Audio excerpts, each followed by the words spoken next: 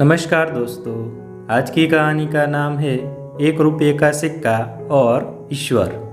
8 साल का एक बच्चा 1 रुपये का सिक्का मुट्ठी में लेकर एक दुकान पर जाकर पूछने लगा, क्या आपकी दुकान में ईश्वर मिलेंगे?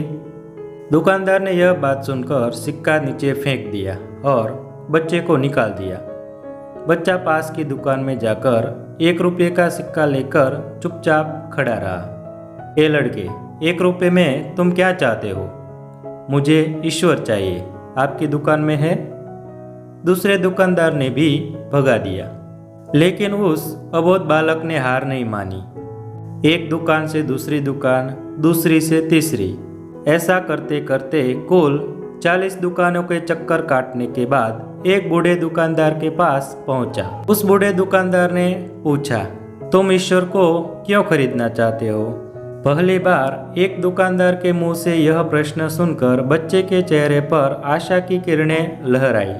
लगता है इसी दुकान पर ईश्वर मिलेंगे। बच्चे ने बड़े उत्साह से उत्तर दिया, इस दुनिया में मेरी माँ के अलावा मेरा कोई नहीं है। मेरी माँ दिन भर काम करके मेरे लिए खाना लाती है। मेरी माँ अब अस्पताल में है। अगर मेरी माँ मर गई तो मुझे कौन खिलाएगा?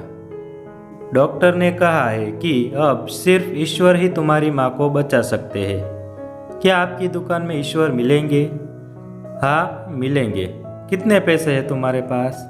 सिर्फ 1 रुपया।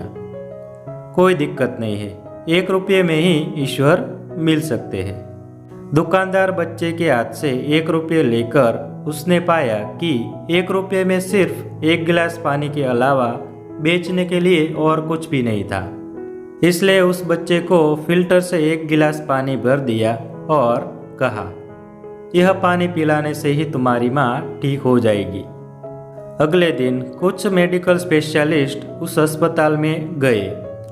बच्चे की माँ का ऑपरेशन हुआ और बहुत जल्दी ही वह स्वस्थ हो गई। डिस्चार्ज के कागज पर अस्पताल का बिल देखकर उस महिला के होश उड़ गए। डॉक्टर ने उन्हें आश्वासन देकर कहा, टेंशन की कोई बात नहीं है। एक वृद्ध सज्जन ने आपके सारे बिल चुका दिए हैं, साथ में एक चिट्ठी भी दी है। महिला चिट्ठी खोलकर पढ़ने लगी। उसमें लिखा था, मुझे धन्यवाद देने की कोई आवश्यकता नहीं है। आपको तो स्वयं ईश्वर ने ही बचाया है। मैं तो सिर्फ एक जरिया हूँ। यदि आप धन्यवाद देना चाहती है तो अपने अबोध बच्चे को दीजिए, जो सिर्फ 1 रुपया लेकर नासमझों की तरह ईश्वर को ढूंढने निकल पड़ा।